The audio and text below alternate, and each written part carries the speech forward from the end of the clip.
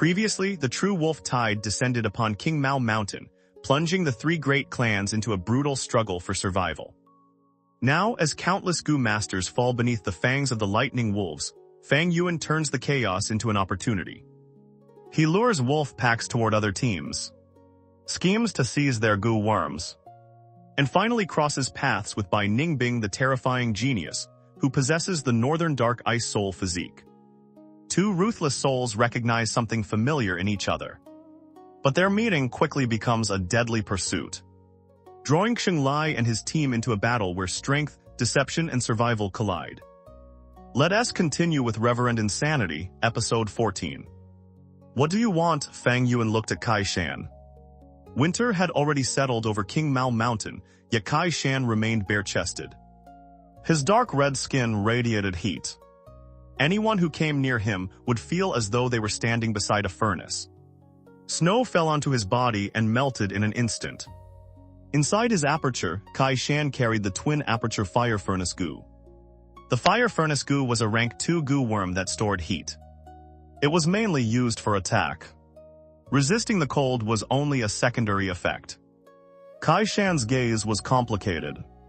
He stared at Fang Yuan and said in a low voice, "Have you heard that Xianxia from Qing Clan village has been trying to find you for a contest of strength these past few days?"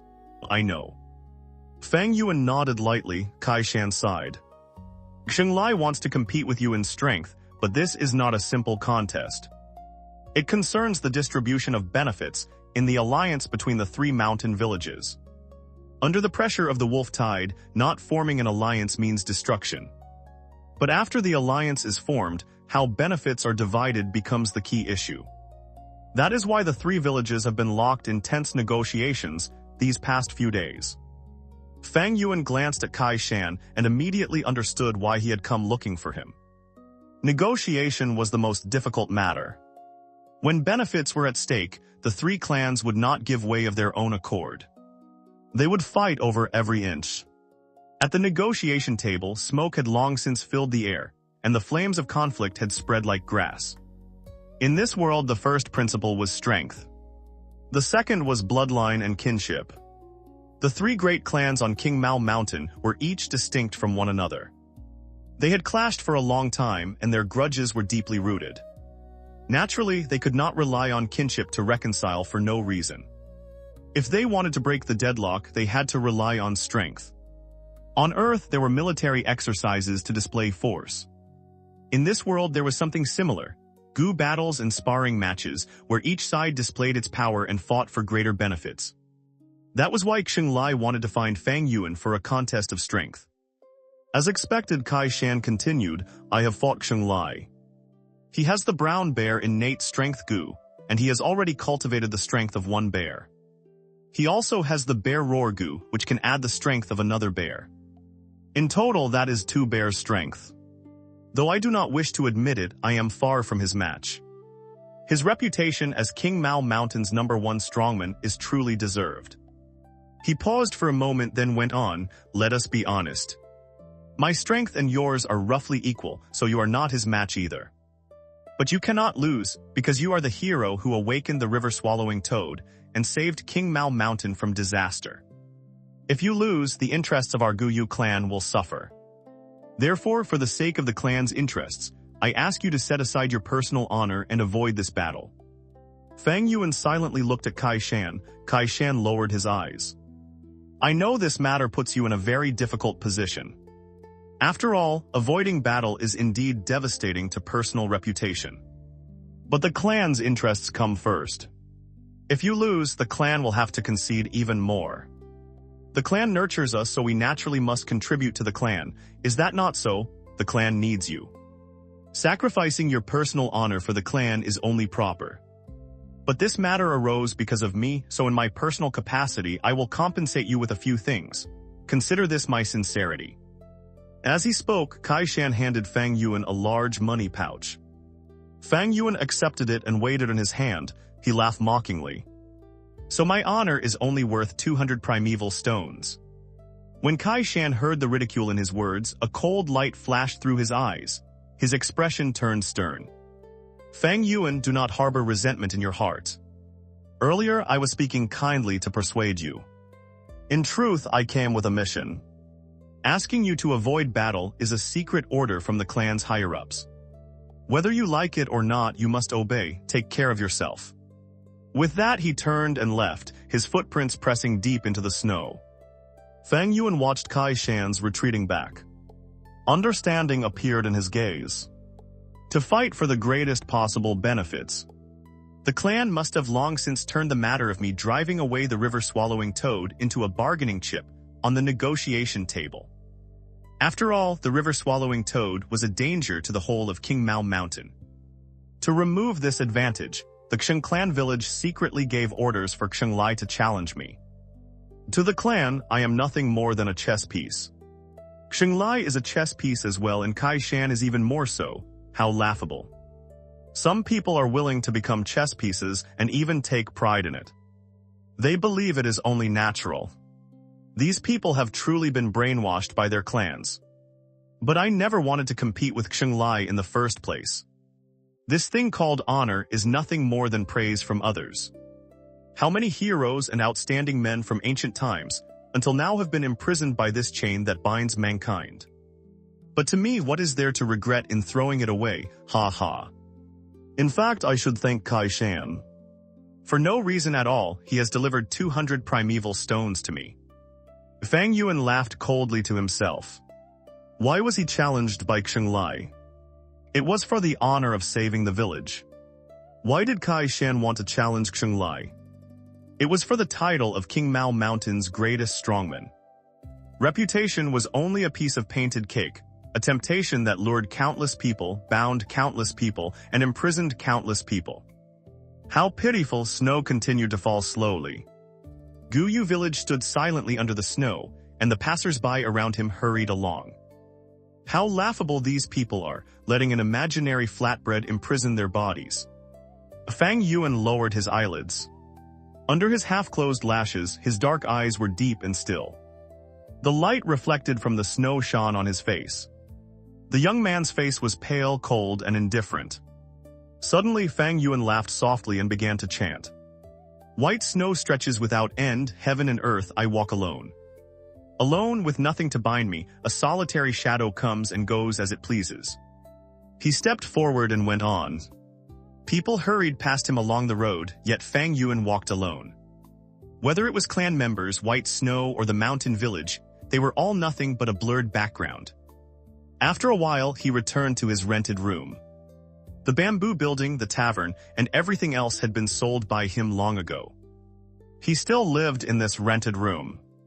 Though the conditions were truly simple, Fang Yuan did not demand much.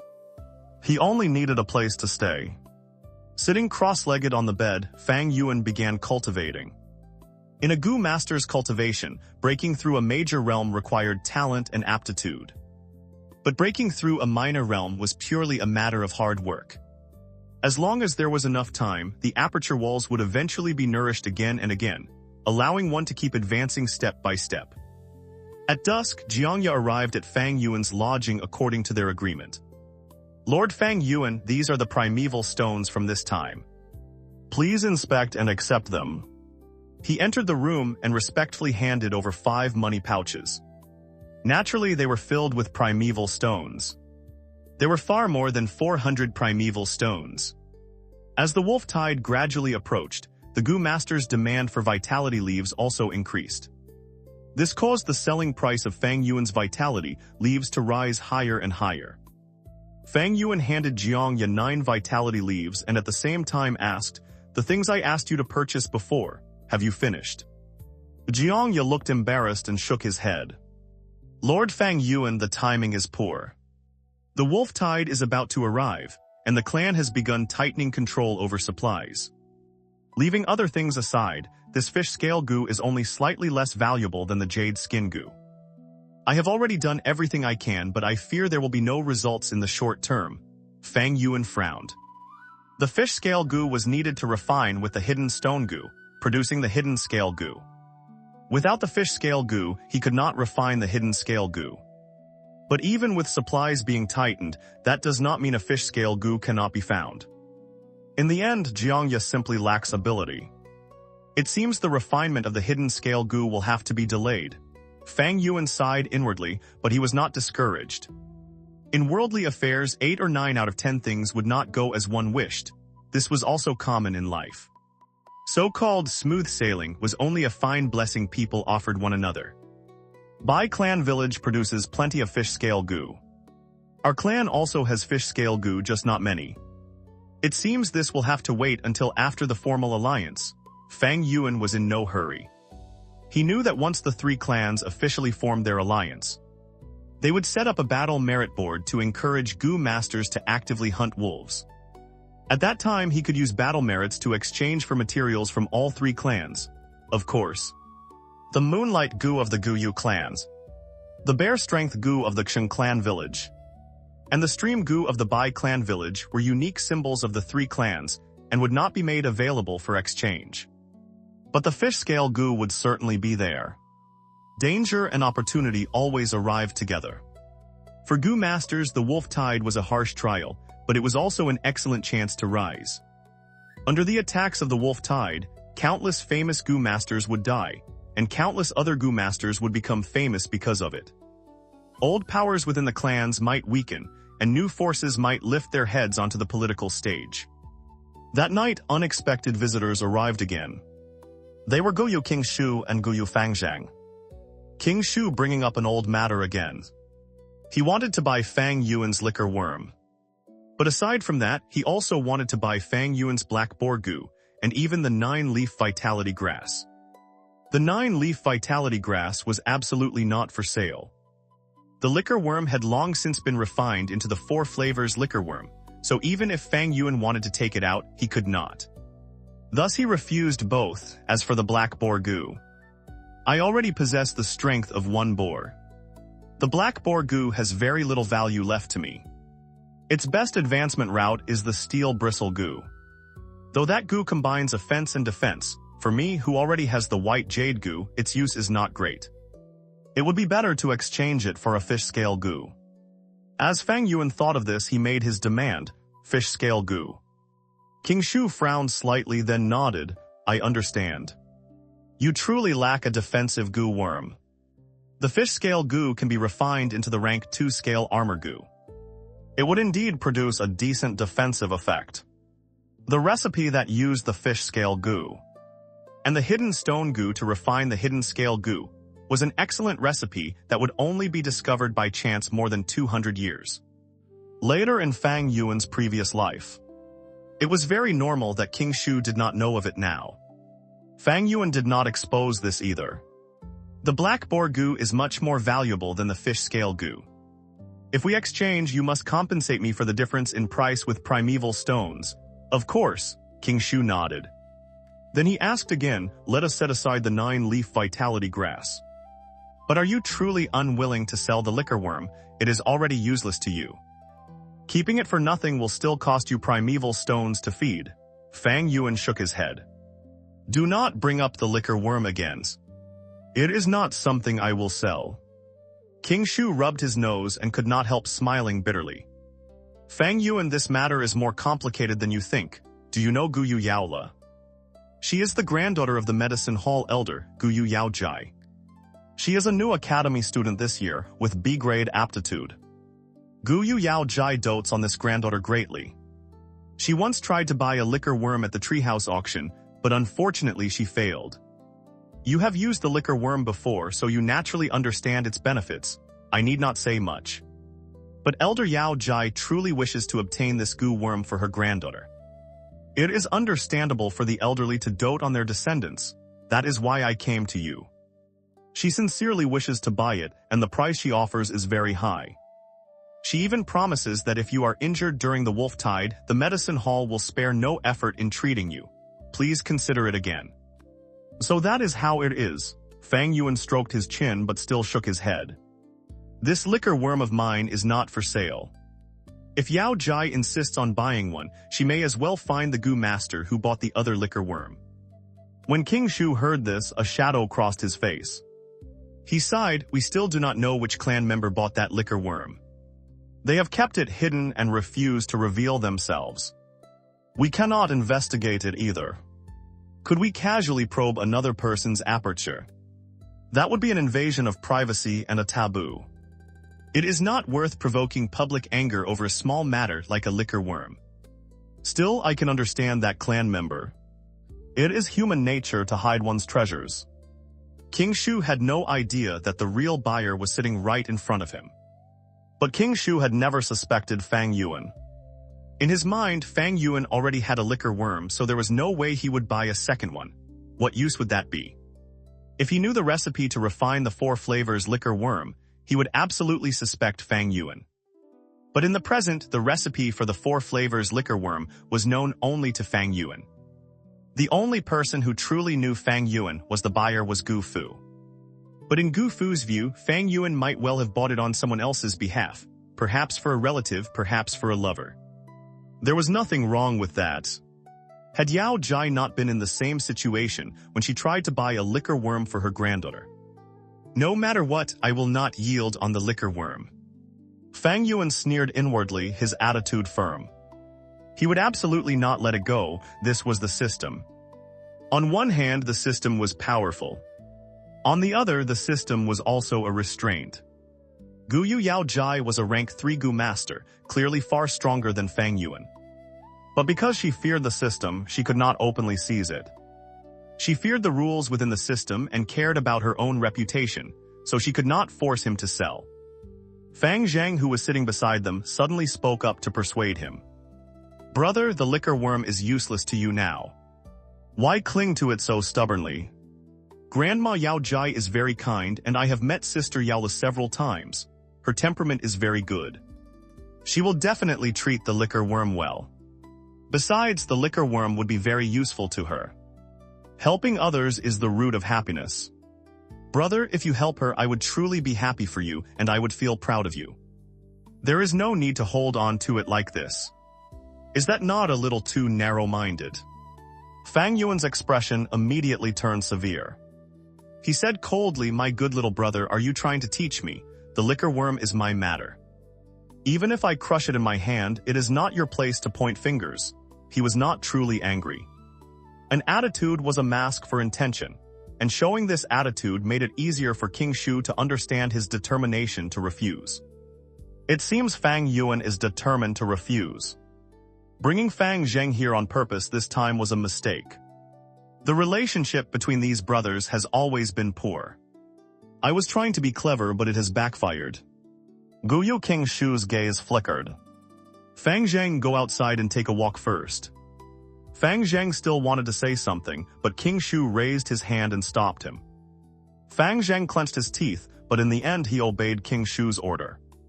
In any case, I really cannot understand what you are doing, brother. He opened the door and left behind these words.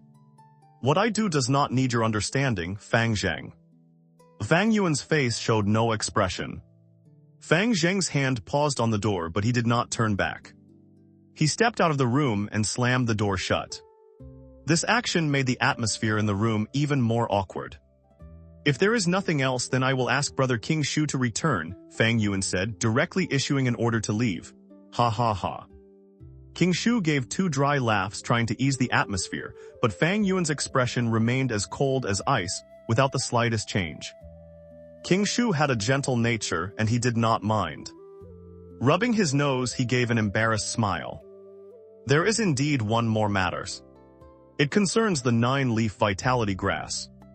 The 9-leaf vitality grass is not for sale. Fang Yuan raised his eyes and glanced at him sideways. I know, King Shu nodded repeatedly. This is about vitality leaves. It is a private matter of my small team. We hope you can supply the vitality leaves you produce to us. Of course, we will also compensate you to a certain extent.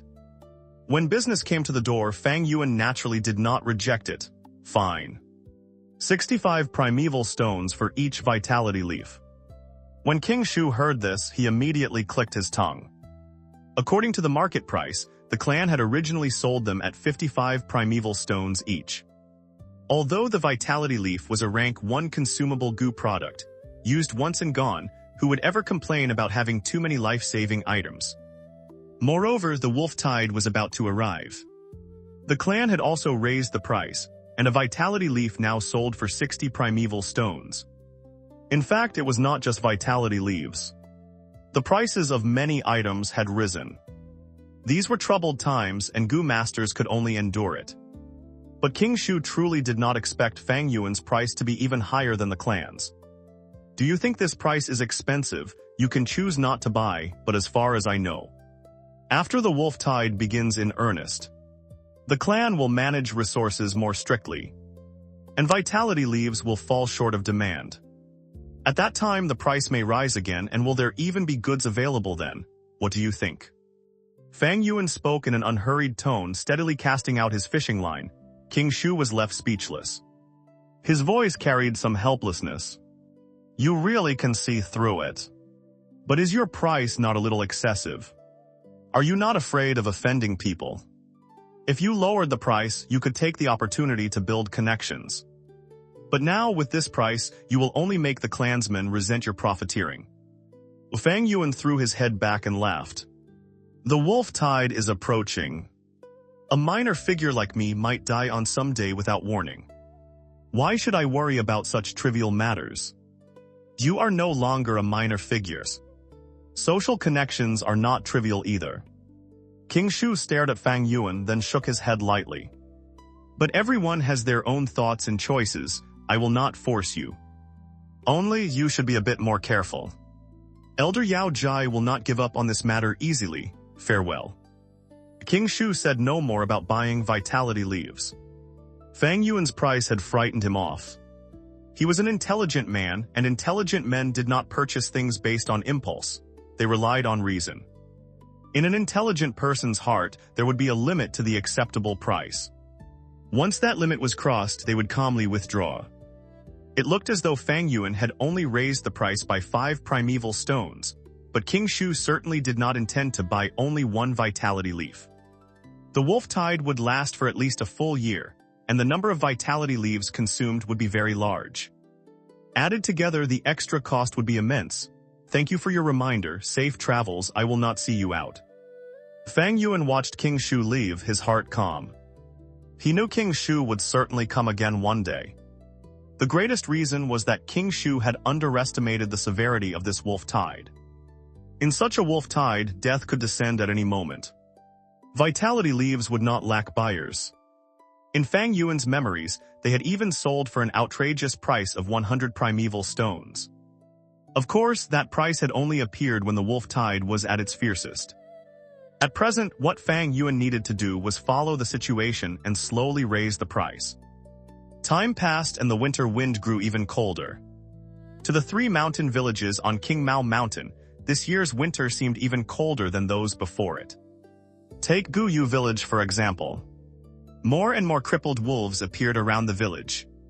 The clan issued a large number of missions, and nearly all of them had the same content: eliminate wolves. When December arrived, the number of crippled wolf packs reached its peak. The situation worsened, reaching a truly poor state. There was even an incident where a village at the foot of the mountain was completely slaughtered by a large pack of crippled wolves. Fortunately, the dozen or so Gu masters stationed in that village withdrew in time on their own initiative. This made the clan's higher-ups secretly let out a breath of relief. If a single Gu master died, they would feel heartache for half a day. As for mortals, they were merely servants. If they died, then they died. In this world, there were no such things as human rights. The life of one Gu master was more precious than the lives of 100 mortals. This was the common view of everyone. Still, casualties were certainly not few. Thus, after nightfall, faint sounds of sorrowful crying and grieving often drifted through the village. The mountain village was filled with grief and pressure. Those crippled wolf packs were only the prelude. The true wolf tide would be even more terrifying. More and more people began to realize that this year's wolf tide might not be like the previous ones. Under such pressure, the negotiations that had been deadlocked progressed rapidly. The alliance of the 3 villages was pushed forward. In January, at the end of winter, Alliance Slope. The 3 villages held their alliance meeting. Light snow fell like drifting white feathers. Hundreds upon hundreds of Gu masters gathered here, forming a huge scale. Alliance Slope had originally been a very ordinary slope. But in history, the second-generation clan leader had promoted the first alliance of the three villages here. From that time onward, every later alliance was held at this place.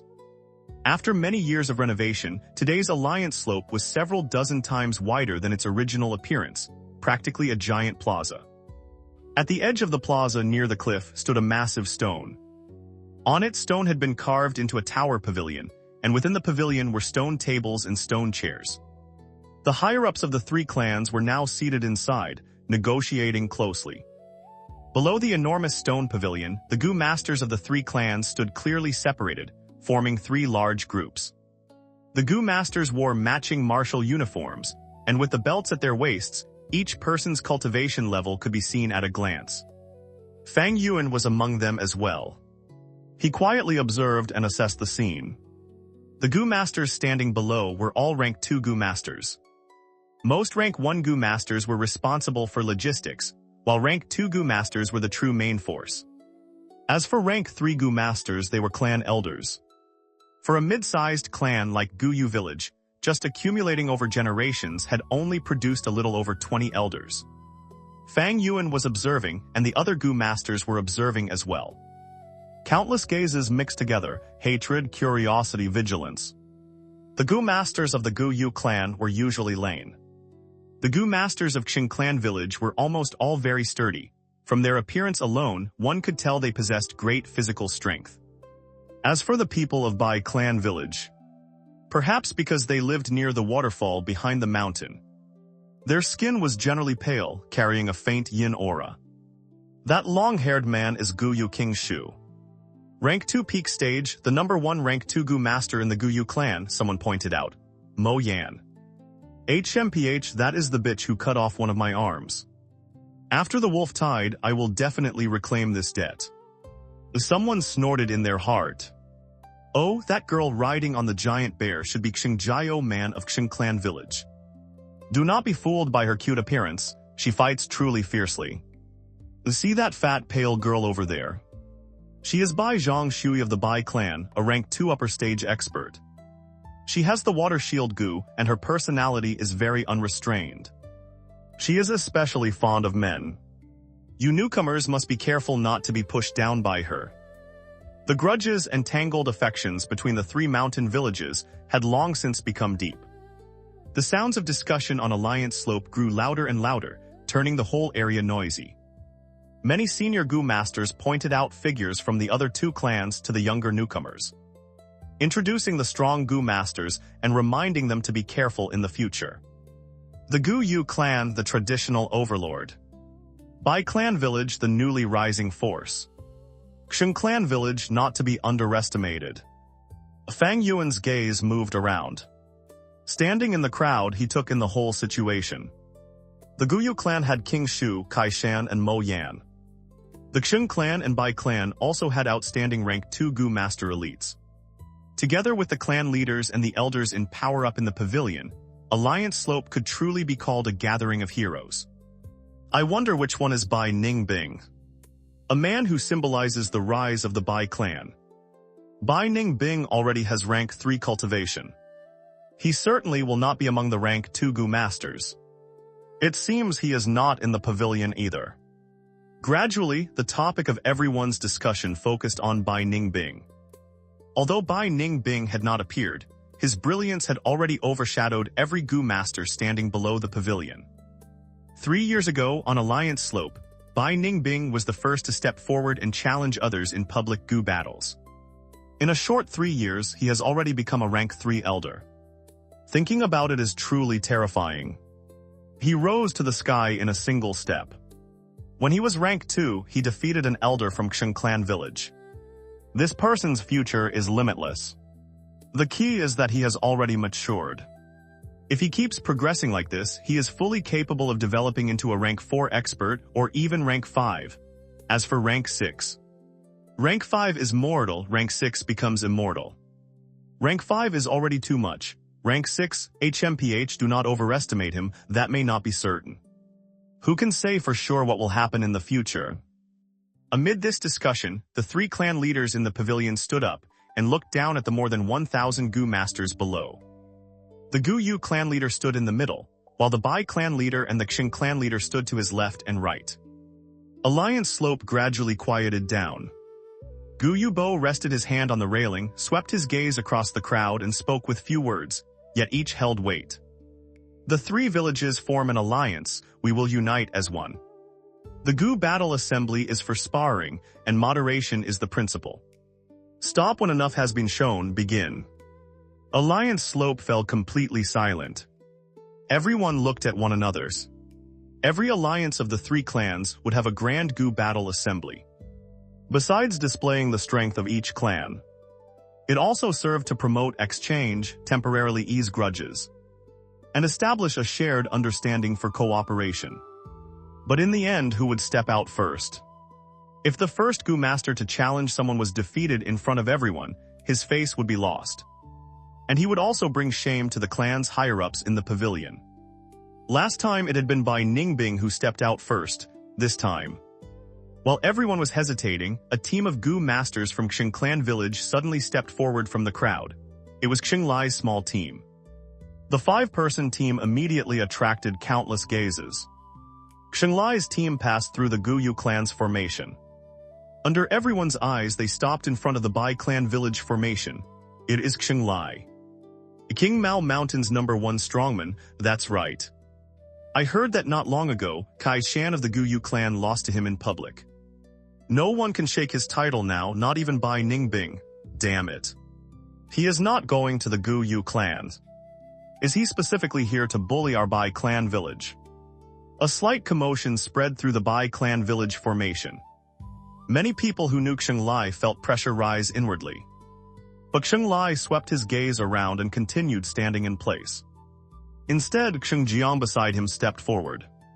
Xingjiang's figure was thin and dry, making him especially conspicuous in the environment of Qing clan, where strong men were everywhere. He took several steps forward, faced the many Gu masters of Bai clan village, cupped his fists and said, Xingjiang of Qing clan village asks to receive brother Bai Bingyi's guidance. As soon as these words were spoken, cries of surprise immediately broke out below.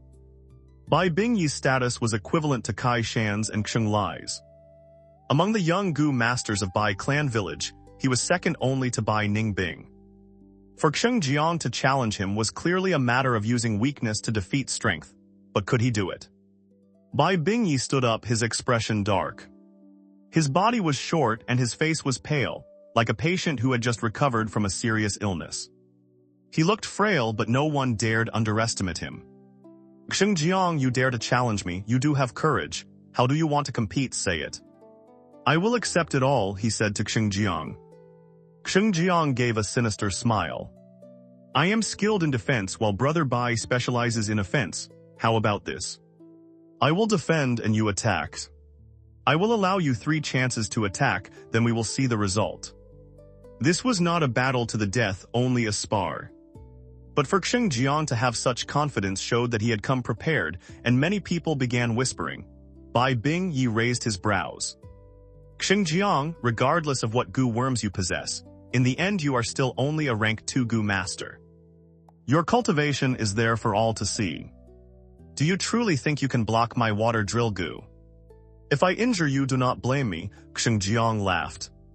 How will we know without trying, comes. As he spoke, he activated the Gu worm in his body. The color of the skin all over his body immediately faded, becoming dry and withered green, like a gloomy piece of dead wood. At the same time, his teeth became both sharp and long. 4 fangs protruded beyond his lips, 2 above and 2 below. Moreover, both his pupils turned a bright green. This was the rank 2 wandering zombie Gu. Once activated, it could turn a person into a zombie. Compared to the living, zombies were better at resisting fist and kick attacks, and their recovery ability was stronger. They feared fire, lightning, and light, but against attacks of water, wind, and poison, their defense was actually higher. At the same time, a zombie's battle strength beneath the sun was far weaker than at night, so it was greatly affected by the time of day. Even so, I am not afraid, Bai Bingyi sneered and raised his right hand. Under the eyes of everyone watching, he brought his 5 fingers together and cupped his palm. First, a single drop of water suddenly condensed on his 5 fingers.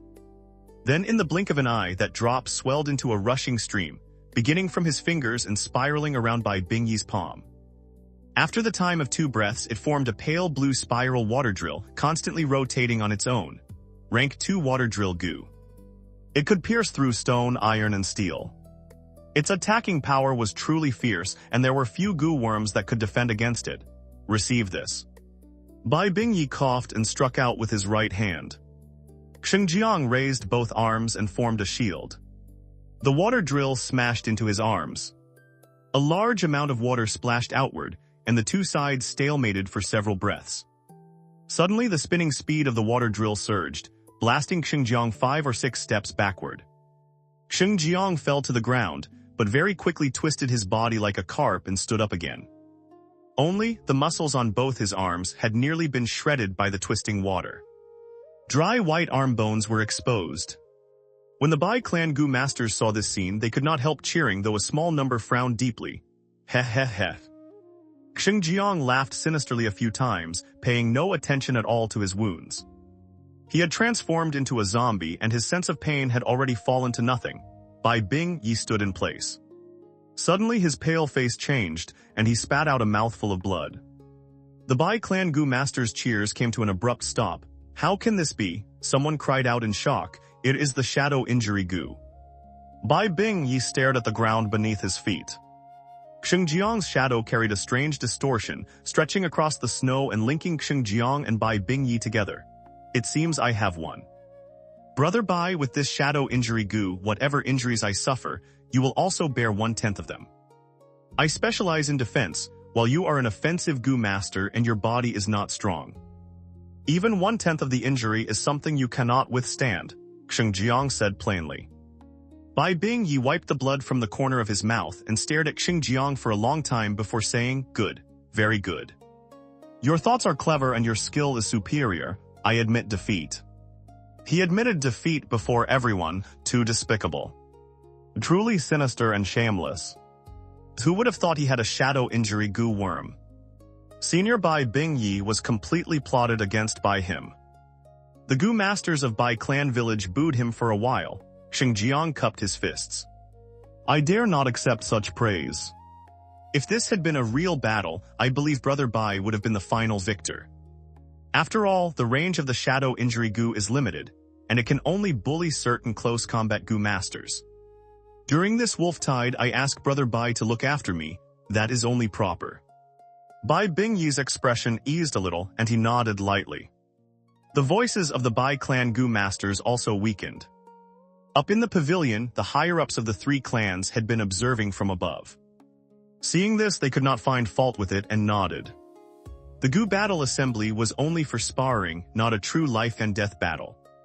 Xianxia willingly revealed part of his trump card, increasing mutual understanding and trust. Whether it was Xianxia's attitude or Bai Bingyi's, both were handled very well, with things handled this way. Even if the Bai clan Gu masters did not admit it aloud, they could not help feeling some hidden admiration for Xianxia. After all, the strong would always be respected. Xinglai's small team can be considered to have started well. Gu Yubo praised lightly, ha ha ha. The Qing clan leader beside him chuckled twice. Xianxia had given him face. The Bai clan leader on the other side looked embarrassed. But Xinglai's team acted within limits. After the 5 of them left the Bai clan's side, they went before the Gu Yu clan. After challenging the Bai clan, do they now want to challenge our Gu Yu clan? Not good. This time Xinglai himself is stepping out. The Gu Yu clansmen could not help feeling nervous. Many people's gazes gathered on Kai Shan, Mo Yan, and King Shu. But Xinglai loudly said, "Who is Fang Yuan? Please step forward. I heard that you drove away the river-swallowing toad all by yourself. Why don't we compare our strengths?" In an instant, the crowd stirred. Xinglai had stepped out, yet he did not challenge King Shu, Kai Shan, or Mo Yan. Instead, he directly called out a junior newcomer by name. Fang Yuan. Who is Fang Yuan? A few Gu masters from the other villages seemed to be hearing this name for the first time. He drove away the river-swallowing toad alone. My heavens, that is a rank 5 Gu worm. Is he truly that fierce? Many people looked over in astonishment. The Guyu clan Gu masters automatically opened a path, revealing Fang Yuan, who stood among the crowd. With nothing blocking their line of sight, Qing Lai and Fang Yuan's gazes met. The corner of Qing Lai's mouth lifted. He said in a deep voice with great bearing, "I hope Fang Yuan will be willing to enlighten me. What divine being is this Fang Yuan? Does he have 3 heads and 6 arms?" Driving away the river-swallowing toad was only a matter of fortunate timing. It was not that difficult. Now that the musclehead Qing Lai has fixed his eyes on him, he is in real trouble. Fang Yuan, you truly cannot avoid this one. Sai, you can only throw caution to the wind and fight. Kai Shan sighed inwardly. Is that so? Fang Yuan calmly shrugged and said, I admit defeat. As soon as these words were spoken, everyone was stunned. Admit defeat. Fang Yuan's words still echoed in everyone's ears. For a moment, all the rank 2 Gu masters below looked at Fang Yuan in shock. Fang Yuan acted as if he did not see it. He stood with his arms folded, his expression calm.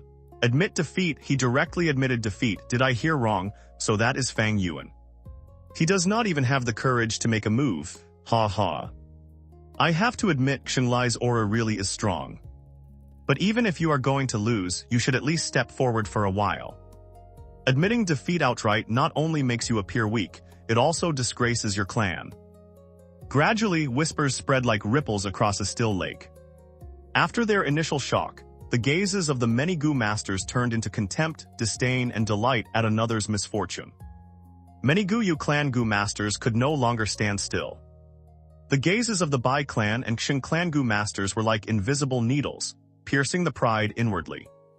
Fang Yuan was a member of the Guyu clan. By directly admitting defeat, he dragged them down with him and made them feel that they had lost face. Why admit defeat? Fang Yuan, you are a man of the Guyu clans. Stand out and bravely fight Qing Lai. Even losing would not be a big deal. You do not even have the courage to make a move. You are truly shameful. A few Gu masters of the Guyu clan even shouted, urging Fang Yuan to step out and accept the fight. Fang Yuan's expression did not change. Hearing those words was like hearing a pack of dogs barking. So-called honor, face, and glory were nothing but painted cakes, shackles placed over members of an organization by those above. These Gu masters were merely dogs wearing that chain around their necks. Qing Lai silently looked at Fang Yuan, then suddenly laughed, truly disappointing. I never expected the martial courage of the Guyu clan to be only this much. These words made the expressions of the Guyu clan Gu masters turn truly ugly. From the Qing clan village side came bursts of laughter. Even the Bai clan village Gu masters looked at the Guyu clan with mocking gazes. The people around Fang Yuan also shifted their steps. All of them moved away from him, appearing ashamed to stand close to him. Before long, within 5 steps around Fang Yuan, there was not a single person. Fang Yuan stood alone in place. He did what he did, standing apart from his surroundings, yet his expression remained calm. Others delighted in martial honor, but Fang Yuan scoffed at it. This imperceptibly made everyone detest Fang Yuan. Because Fang Yuan's contempt for honor was a rejection of the values of the masses. Rejecting these values was equal to rejecting all the people who had always lived according to them. Naturally, others were unwilling to deny their own value or feel that they had been living wrongly. Thus, subconsciously, they naturally began to resist Fang Yuan and exclude him. A person without a strong mind would be defeated by this exclusion and change themselves, turning themselves into part of the masses. But Fang Yuan needed this exclusion. The secrets on him were becoming more and more numerous. He needed to be lonely and isolated. Furthermore, these people had no value worth befriending, in his memories. The 3 great mountain villages on Qing Mao Mountain had struggled to survive the wolf tide. But in the disaster 2 years later, all of them would be annihilated. From then on, Qing Mao Mountain would turn into a frozen, silent land of death. What Fang Yuan needed to do was make use of this time to develop as much as possible, leave the clan in time, and avoid that fatal calamity. Seeing the situation turning disadvantageous, Guyu King Shu, as the number 1 rank 2 Gu master of Guyu village, had no choice but to step forward. Xinglai, why don't we have a little exchange? Ha ha, how do you want to compare? Xinglai laughed, but his expression could not help turning solemn. Guyu King Shu did not look at Xinglai.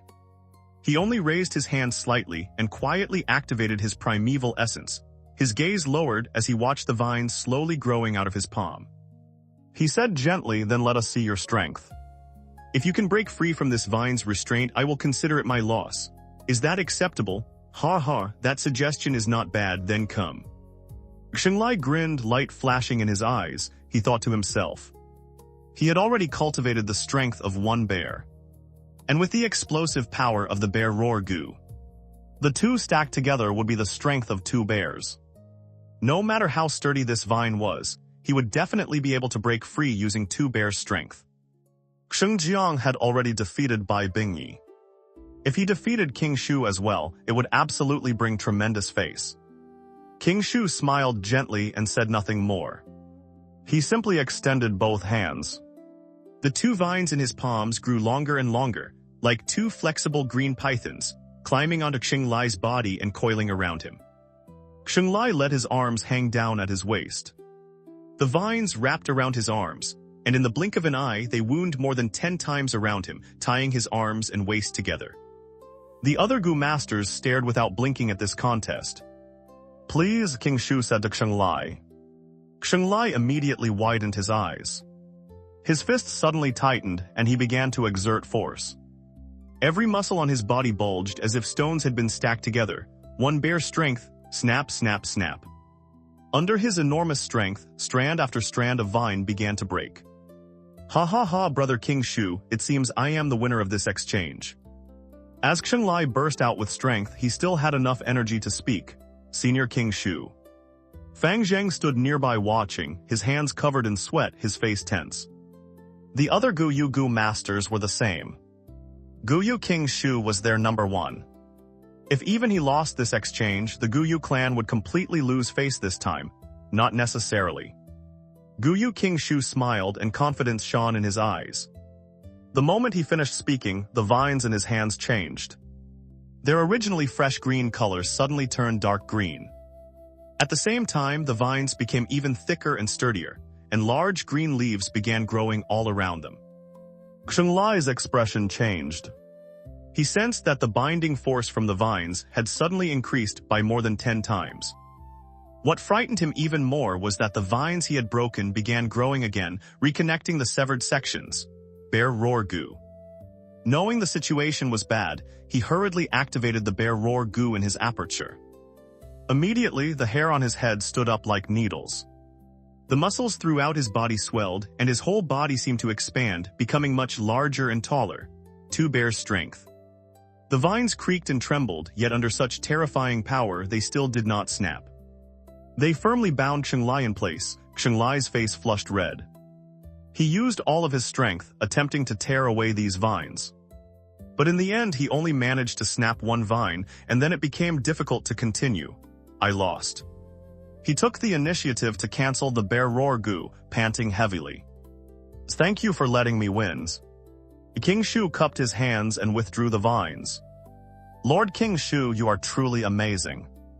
The Guyu clan Gu masters shouted in joy. Senior King Shu truly lives up to his reputation. My brother is simply unable to compare with him.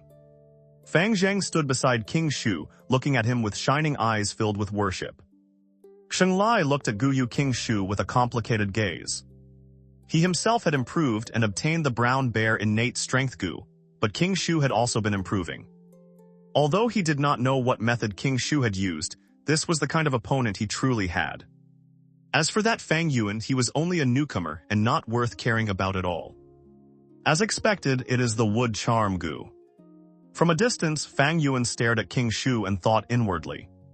Xinglai was facing Guyu King Shu directly, and had not noticed that two fresh green leaves had grown out of Guyu King Shu's hair. This was precisely a sign of using the wood charm Gu. The so-called wood charm meant a tree spirit. Using the wood charm Gu allowed one to transform into a tree spirit and fight. A tree spirit was a truly unique life form. It could directly absorb natural essence from heaven and earth, transform it, and use it for itself. But Gu masters could not do this.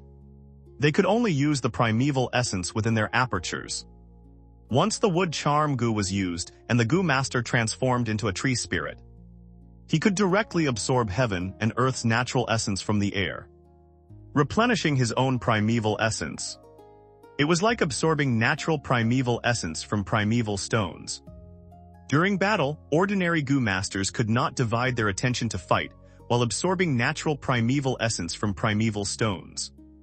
But after transforming into a tree spirit, absorbing natural essence from heaven and earth became an instinct. It did not require any divided attention at all. This meant that Gu masters who used the wood charm Gu were best at drawn-out battles. Although their primeval essence could not be called endless, because it was constantly replenished, their battle duration could increase by threefold. At the same time, transforming into a tree spirit also strengthened certain Gu worms like the green vine Gu and the pine needle Gu. In an instant, Fang Yuan associated many things with it.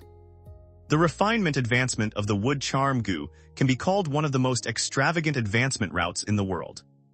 It is a rank 3 Gu, and it needs to be refined with a 100-year lifespan Gu to advance into the rank 400-year wood charm.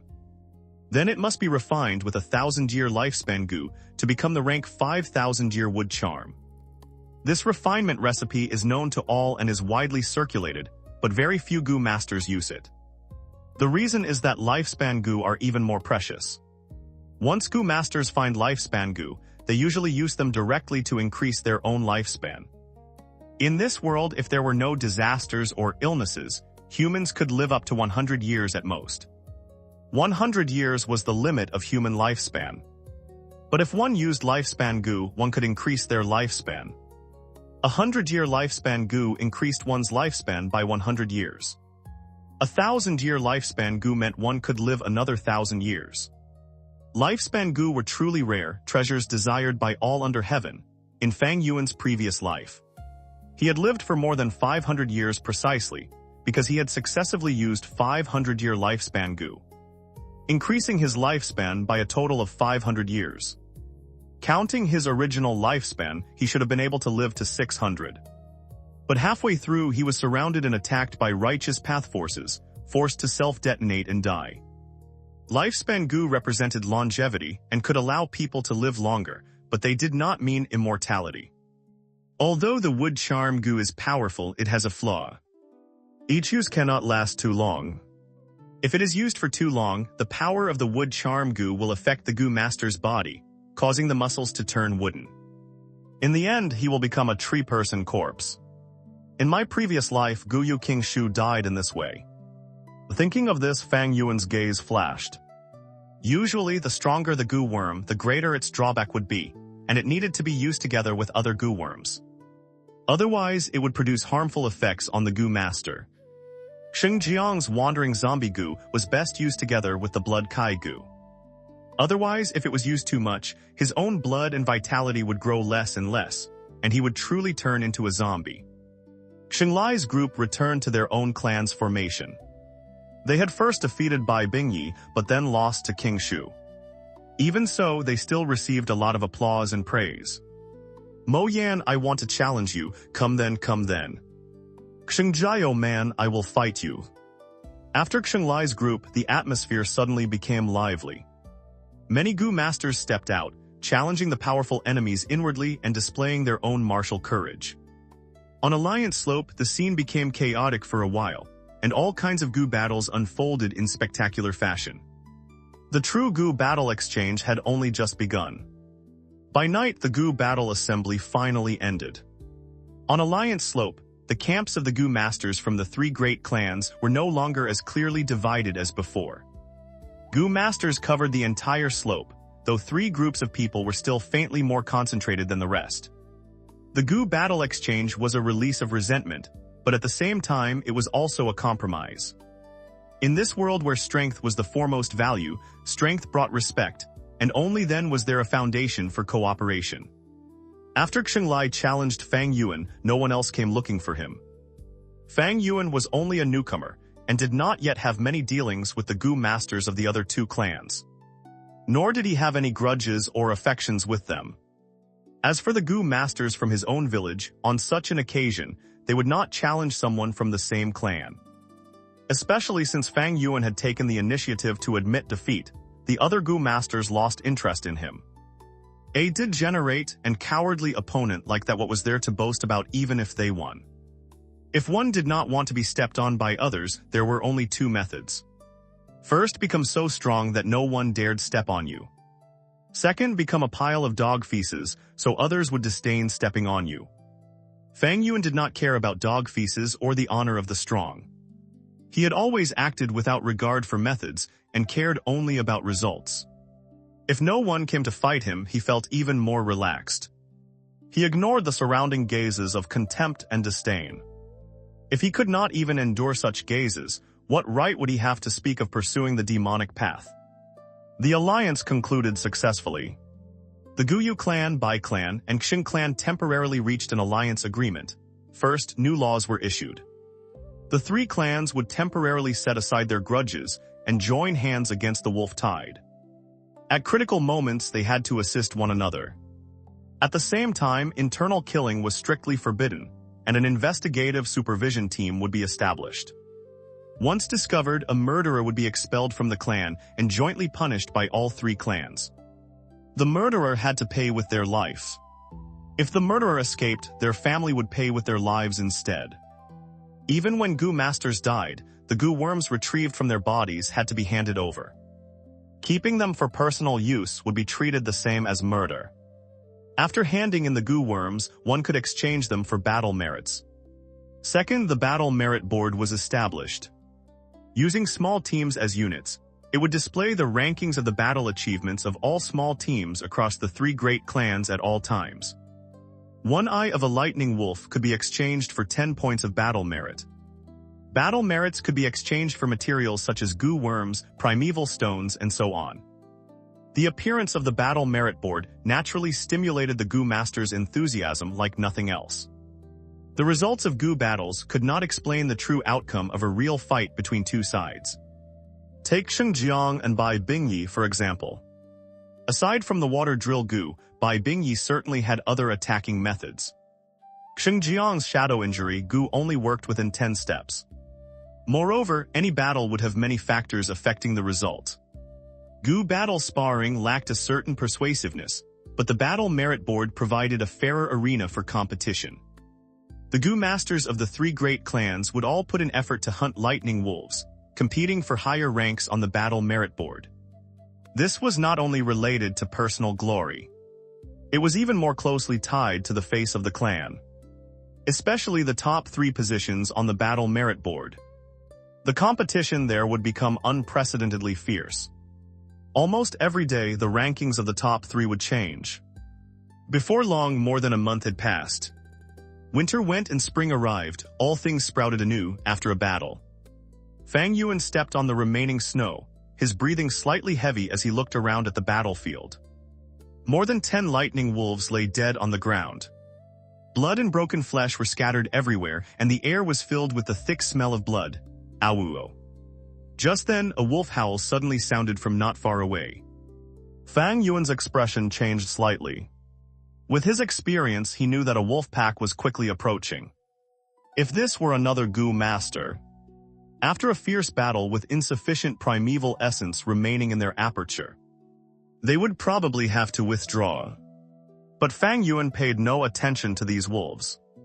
He continued squatting down and collecting the eyeballs from the wolf corpses. His movements were practiced and highly efficient. Even so, by the time he finished collecting them, the wolf pack had already half surrounded him. It was a medium-sized wolf pack, about 100 crippled wolves. Their bright green eyes carried a fierce light as they stared fixedly at Fang Yuan without relaxing.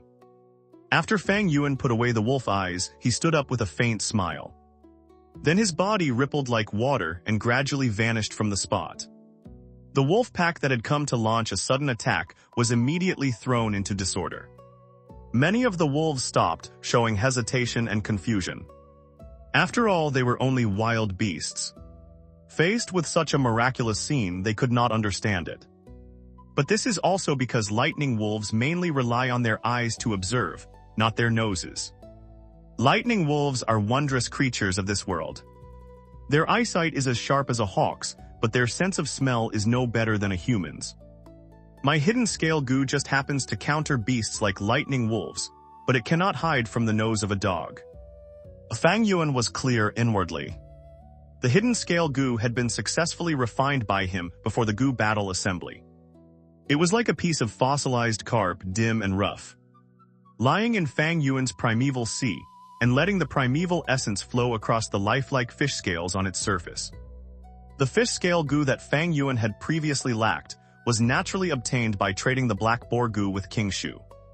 With this hidden scale goo, Fang Yuan calmly left right under the eyelids of the wolf pack. This sort of situation had already happened many times over the past few days. Wolves were like dogs and their sense of smell was very sharp. But lightning wolves were different. They were fast. Without sharp vision, they would crash into trees and rocks. Nature was fair.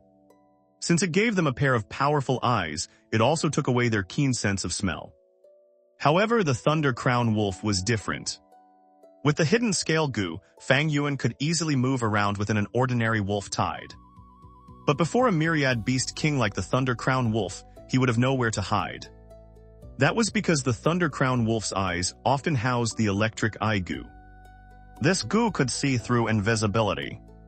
Aside from the electric eye goo, there were actually many other goo worms that could detect Fang Yuan even after he vanished. For example, the snake tongue goo could sense heat. The beast language goo could allow a goo master to obtain information from the conversations of wild beasts. The windward ear goo could make a goo master's hearing truly sensitive. Thus, possessing the hidden scale goo did not mean Fang Yuan could remain completely safe and unharmed. At most, he had gained a small life-preserving method. When he returned to the mountain village, it was still noon. The spring day was bright and beautiful, and people came and went at the village gate. Unlike before, most of the people on the road were now goo masters, with only a very small number being mortals. Under the influence of the wolf tide, the forests and mountains were no longer safe. Hunters no longer dared go into the mountains to hunt, and the fields had all been abandoned. On the main road, the goo master's morale was rising. Groups returned from outside stained with blood, while others departed in high spirits. They either discussed the rankings on the battle merit board, shared their experiences hunting lightning wolves, or talked about outstanding goo masters from other villages. Fang Yuan mixed into the crowd and entered the mountain village, heading to the plaza before the clan leader pavilion. A platform had already been erected in the plaza, and battle merit exchanges were carried out right there. A large number of goo masters gathered here. The rank 1 goo masters kept records, while some rank 2 goo masters crowded together, using bloodstained wolf eyes to exchange for battle merits. There was another group using battle merits to exchange for primeval stones, goo worms, food for goo worms, and so on. In the center of the plaza stood a huge banner. Words of this world's writing moved across the banner's surface, changing every moment. This was the battle merit board. More than 10 roaming word goo resided on it. Rank 1 roaming word goo were controlled by rank 1 logistics goo masters, and could change the words displayed on the banner according to their will. HMPH, how is Bai Bingyi's small team from the Bai clan still in first place? Someone frowned while looking at the battle merit board. Let me see. Bai Bingyi is first, our clan's King Shu small team is second, Xianxia's small team is third. My small team is ranked 137th, a goo master murmured as he counted. Suddenly someone cried out, it changed, it changed. King Shu's small team has risen to first place and pushed that sickly ghost from the Bai clan down. On the battle merit board, the characters marking King Shu's small team in second place suddenly moved from stillness into action.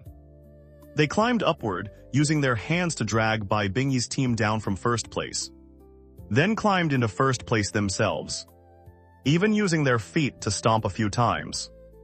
This human-like movement of the words was naturally caused by the goo master controlling the roaming word goo. Seeing this amusing change, the goo masters in the plaza all burst into laughter. They gave a thumbs up toward King Shu's small team, which was present, while praising the rank 1 goo master controlling the roaming word goo without end.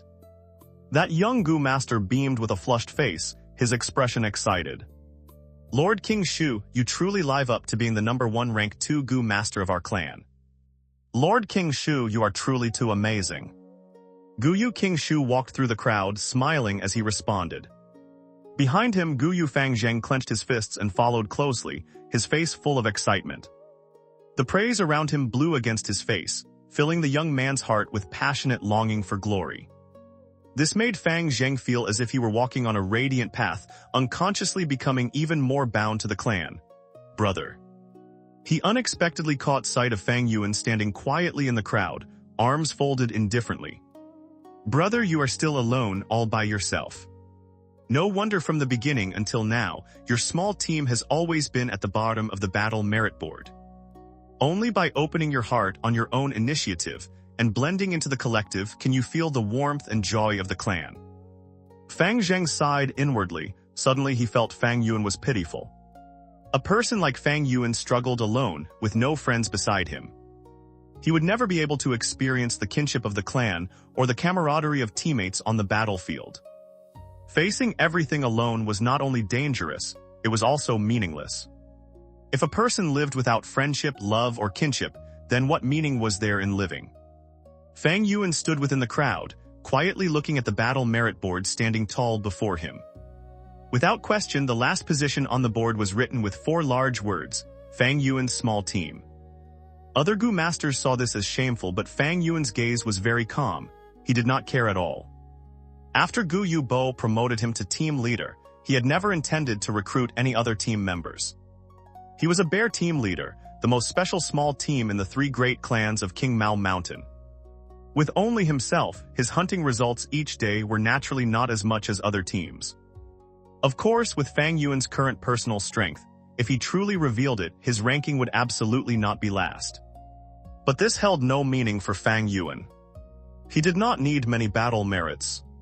Daily living supplies and food for his Gu worms had all been stored in advance.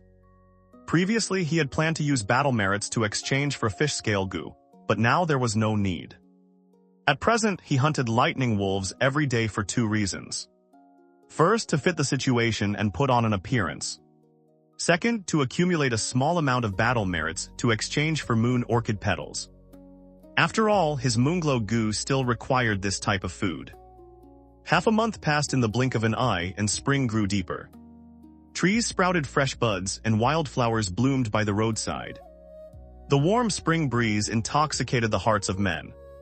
The Gu masters sang songs of victory as they returned from battle, and the situation on the battlefield became better and better.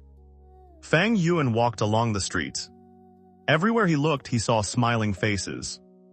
Everywhere he listened, he heard praise, mutual compliments, and boasts of martial valor. Of course, there were also a few Gu masters with worried faces and furrowed brows. Most of these Gu masters were old people with rich life experience. They knew that the true wolf tide would still be in summer and autumn. Fang Yuan understood this completely. The situation has become like this first because the 3 villages allied. So everyone is less guarded against one another. And there are more Gu masters able to focus on resisting the wolf tide. Second, the lightning wolves being killed are only packs of crippled wolves. Third, spring has arrived, and the lightning wolves in the wolf tide are still busy mating and reproducing. When summer arrives, the truly strong wolf packs will rush down like a tide, causing massive casualties among the 3 mountain villages.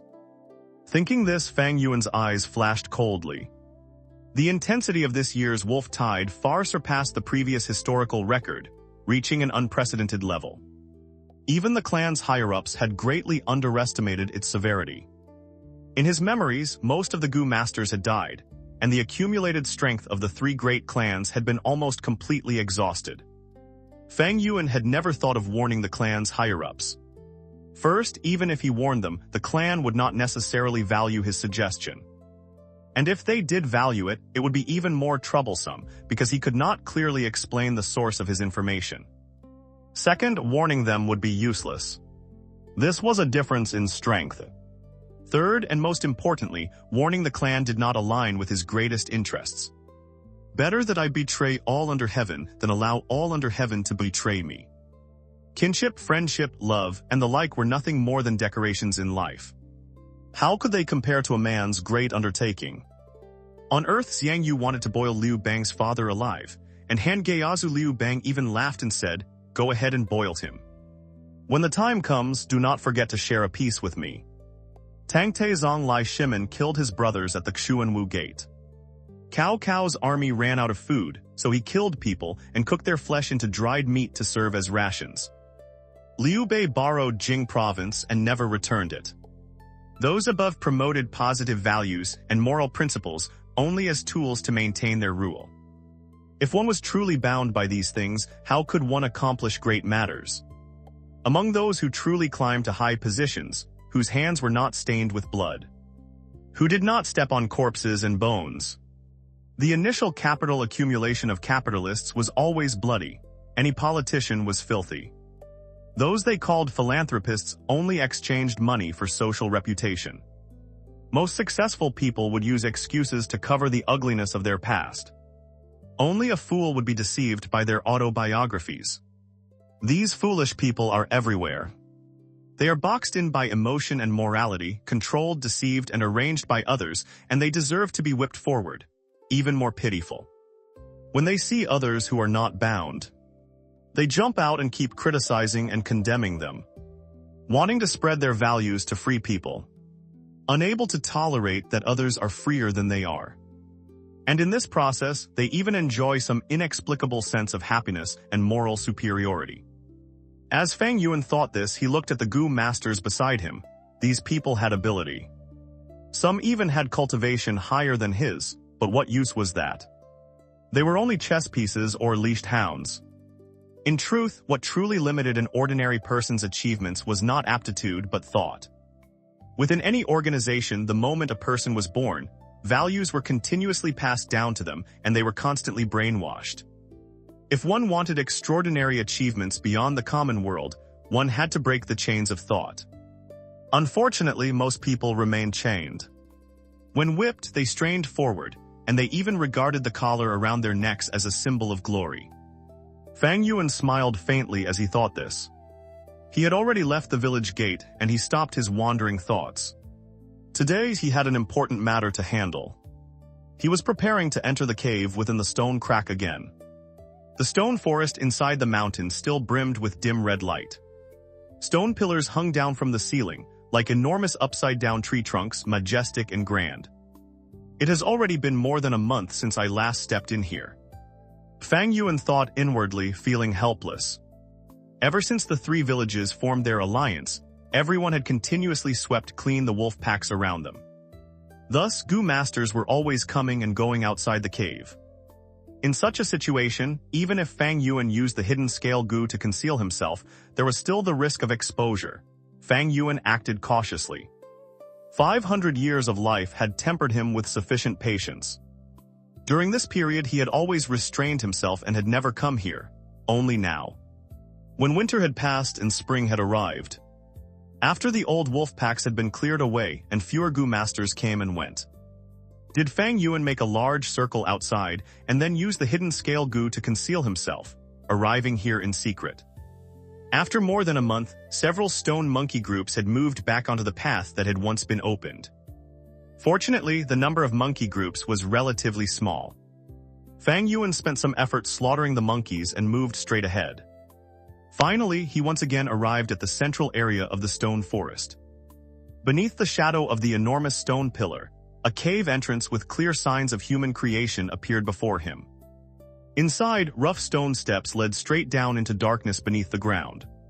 Fang Yuan activated the white jade Gu. His whole body was wrapped in a faint layer of jade-white light as he carefully descended the steps one by one. His left hand held a torch, and his right hand shone with soft moonlight. The Moonglow Gu was already prepared and ready to unleash. The surroundings were completely pitch black. Even with the torch, it could only illuminate the area within 5 steps. In this situation, if he had a Gu worm for illumination, it would have been better. Unfortunately, Fang Yuan's wealth had not yet reached that point. Testing every step as he went, he walked for a while before finally reaching the bottom of the stone staircase. A crudely made stone door appeared before Fang Yuan. There is a fatal calamity within the Golden Centipede Cave. Use earth hearing to avoid disaster. Fang Yuan raised the torch and discovered several words carved onto the door. Earth hearing, golden centipede. Fang Yuan narrowed his eyes and a sharp gleam flashed through them as if he had realized something.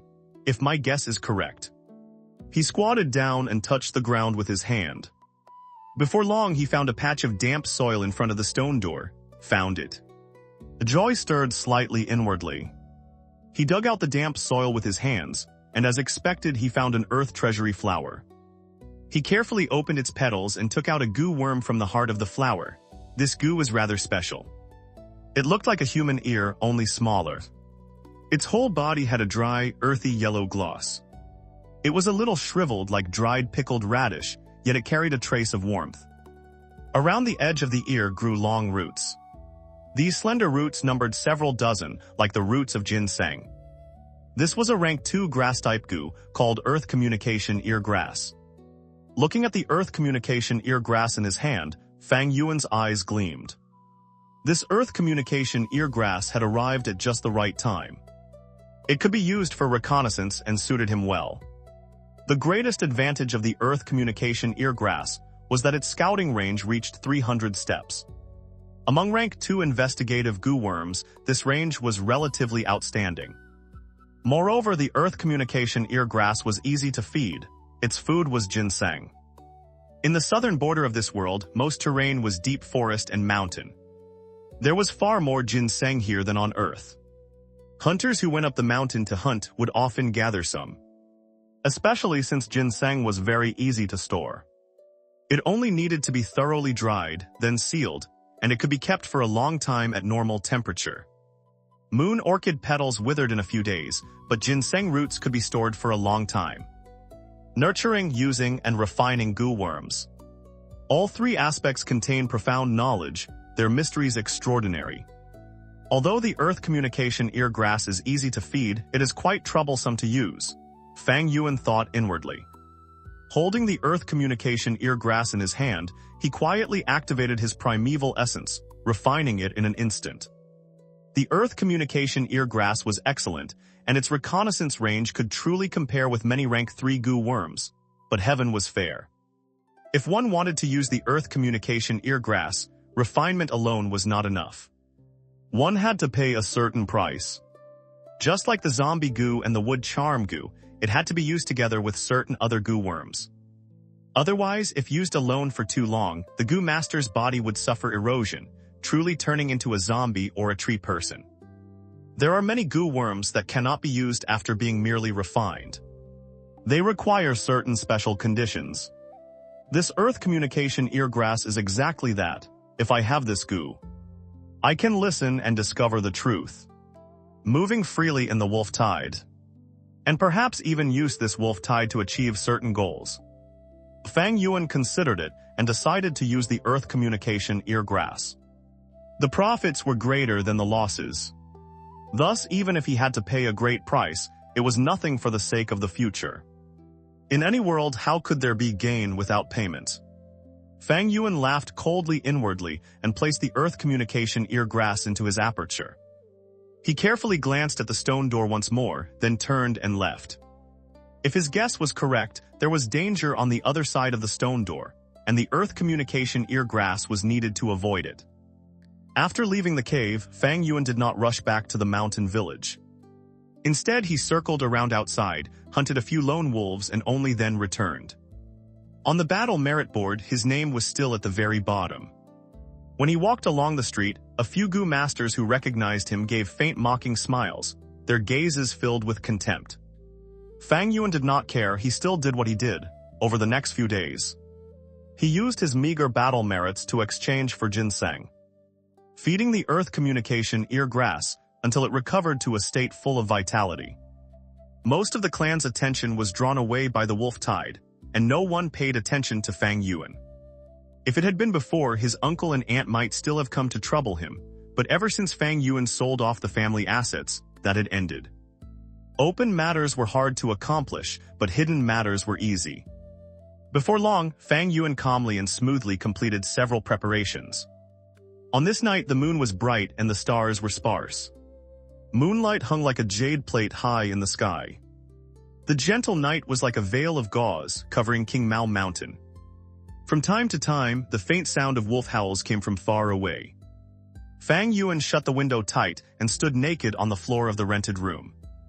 On the small table in front of him was a basin of warm water. Beside it lay a white cotton towel, and on top of the towel was a sharp dagger. Even the place where he stood was covered with a thick layer of cotton cloth. Slivers of moonlight slipped through the cracks in the window and shone on the tabletop. Fang Yuan's expression was indifferent as he reached out and picked up the dagger. The snow-bright blade radiated coldness, like a mirror reflecting his image. In the faint light, the young man's face appeared on the blade, indifferent and icy. At this moment, Fang Yuan could not help thinking of a martial arts manual from Earth called the Sunflower Manual. The first sentence on the first page of the Sunflower Manual was, "To practice this skill, first castrate yourself." If one wanted rapid strength, one had to abandon and pay. So what if one castrated oneself? Without such ruthless decisiveness to abandon, how could one accomplish ambition and achieve hegemony? Wanting to gain without paying was only a fairy tale used to deceive children.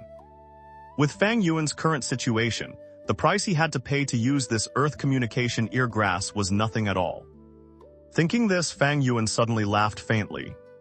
He used his hand to stroke the cold blade lightly and murmured, "The moon is like frost filling the night, the blade light is colder still. If harsh winter does not cut deep enough, how can one behold spring?" When his words fell, he moved as fast as lightning. He raised his hand and brought the blade down. Fresh blood suddenly appeared. A piece of flesh fell onto the table. Fang Yuan's entire right ear had been cut off, blood sprayed out. In an instant, he felt his ear turn cold, followed by a wave of intense pain. He clenched his teeth, sucked in a cold breath, and endured the agony as he summoned the earth communication eargrass from his aperture. The earth communication eargrass had been nourished by him until it was bursting with life. It looked completely different from when it had just been taken out, back then. Its color had been grayish and shriveled. But now it was like a warm piece of flesh, plump and large, swollen to the size of an adult's palm. Its touch was very elastic, like the long earlobe of a Buddha statue on earth. Fang Yuan pressed the earth communication eargrass against the wound on his head. And a stream of red iron primeval essence followed closely, pouring into it. The roots of the earth communication eargrass were immediately stimulated. They began growing at a speed visible to the naked eye, taking root in Fang Yuan's wound. This was another burst of sharp pain.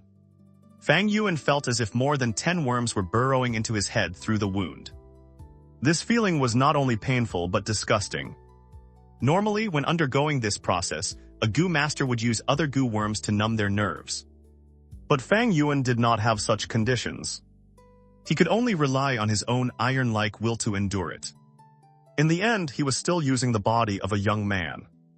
As Fang Yuan endured such pain, his body could not help beginning to sway. More and more roots grew into the wound. Gradually, the earth communication eargrass stuck to the bloody wound and became Fang Yuan's new right ear. At last, the wound stopped bleeding and there was not even a scar. But Fang Yuan's face was deathly pale. The pain had lessened, but it still tortured him. Blue veins bulged on his forehead and his heart thumped rapidly. By this point, more than half of the process had succeeded. But Fang Yuan's body still needed time to adapt to this earth communication eargrass. He took out a mirror and used the moonlight to check himself. In the mirror, he saw his pale face and slightly furrowed brows. His left ear was small, but his right ear was not only twice as large and fat, it was deformed. Fang Yuan was not surprised. On the contrary, after looking for a while and finding no problems, he felt a wave of satisfaction. He put down the mirror, took up the cloth, dipped it into the warm water, and began wiping the blood from his body. He wore no clothing, so cleaning away the blood was truly convenient. Some of the blood that had flowed to his feet had also been absorbed by the cotton cloth previously spread on the floor. Fang Yuan washed the blood clean, then picked up his original right ear from the table. He snorted coldly. The moonglow goo in his palm activated, slicing the right ear into minced flesh and destroying the evidence. As for the basin of diluted bloody water, Fang Yuan placed it under the floor and threw in a piece of charcoal. After finishing everything, Fang Yuan finally collapsed onto the bed. The pain had lessened by more than half, but it still tormented him. He felt waves of aching in his head, throbbing in time with his heartbeat. He did not know how long passed before he finally fell into a heavy sleep. Chapter 129. Giant-Toothed Golden Centipede Translation, Reverend Insanity 11001 characters, 6th August 2023, Chapter 129. Giant-Toothed Golden Centipede. When Fang Yuan woke, it was already noon the next day. The ache in his head had vanished and the pain was gone as well. He unconsciously touched his ear. It felt exactly the same as before, as if the act of cutting off his ear last night had never happened. He climbed out of bed, found the mirror and looked into it. Reflected in the mirror was the appearance of a young man. He was not handsome, but his pair of deep, dark pupils made him stand above the ordinary, faintly revealing a cold and unusual charm. The young man's two ears were the same size, perfectly identical, last night, when he had just planted the earth communication ear grass. Fang Yuan's right ear had been fat and large, its edge almost reaching his chin. But today it had become very normal. From its outer appearance, there was absolutely nothing strange to detect. His body and the earth communication ear grass had already adapted to one another. Fang Yuan's thoughts moved, and he drew a little primeval essence from his aperture. It traveled through his body, climbed upward, and finally flowed into his right ear. Immediately his hearing multiplied several times, and countless footsteps flowed into his ear. Although he was on the second floor, he had the feeling that his feet were stepping on the ground. Fang Yuan listened attentively. His primeval essence continued to activate, and his hearing strengthened along with it. In the mirror, roots also gradually grew from his right ear. These roots were like the roots of thousand-year-old ginseng. They extended outward from his ear, sparse but constantly growing, hanging down toward the ground. At the same time, his right ear also showed signs of swelling. Fang Yuan tried to stop activating the earth communication ear grass. After only a second, all the roots extending outward retracted, and his right ear returned to its normal shape. Naturally, his hearing also returned to its original state. With this, I have an investigative goo worm. Fang Yuan put on his clothes and lifted the basin from the floor. The dark red diluted blood from last night had turned into a basin of black dirty water after charcoal was thrown into it. The blood-stained towel soaking inside had become the same. Its originally fresh red stains and white cloth were covered in gray-black, making it easy for people to think of an oily rag from a stove room. Even if he carried the basin out and dumped it in front of others, it would not reveal a flaw. Summer was approaching. Many clansmen wanted to wash the stoves they had used all winter, and it was common to produce a basin of dirty water like this. Striking while the iron was hot, Fang Yuan went into the cave within the stone crack again. This time he did not go empty-handed. He caught a fawn in the forest, tied its four legs with rope, fastened an iron muzzle over its mouth, then used the hidden scale goo to make himself vanish and brought it before the stone door. He did not rush to push the door open. Instead, he activated the earth communication ear grass. Roots grew from his ear and his hearing instantly increased several times. Thump, thump, thump. First he heard faint, slow heartbeats. As the roots grew longer and longer, the heartbeats became clearer, and the number of sound sources also increased. Fang Yuan almost did not need to think to know that these heartbeats all came from the jade eye stone monkeys in the stone forest behind him. He closed his eyes, and in his mind, he could imagine those monkeys curled up in their caves, sleeping soundly. But these were not what he wanted to know. He continued listening. His right ear became slightly swollen, and the roots at the outer edge of his ear grew about half a foot long. They seemed to have spiritual awareness as they extended toward the stone door and rooted themselves into a small section of it.